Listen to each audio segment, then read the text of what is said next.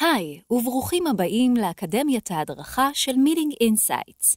מדריך זה יראה לכם כיצד לגשת ולשתף את התובנות מבוססות ה-AI. אחרי שלמדתם כיצד ליצור תובנות מבוססות AI, כפי שהוסבר במדריך הוידאו הקודם, בואו נראה כיצד לגשת אליהן ולשתף אותן.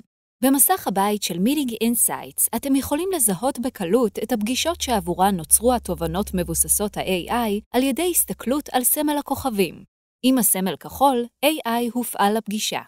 אם אתם רוצים שבמסך יוצגו רק פגישות עם תוצרי AI, תוכלו לסנן את רשימת הפגישות על ידי לחיצה על סמל הכוכבים בסרגל הסינון.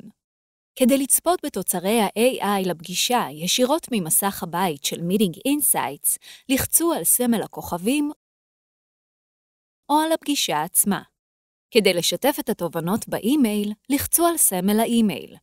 אתם יכולים לשלוח את התובנות לעצמכם או לאנשים אחרים. כדי לשלוח את המייל לעצמכם, בחרו Send to me, ולאחר מכן לחצו על Send. כדי לשלוח את האימייל לאחרים, בחרו Send to people. הוסיפו את כתובות הדואר האלקטרוני שלהם, ולאחר מכן לחצו על Send. תודה שצפיתם באקדמיית ההדרכה של Meeting Insights.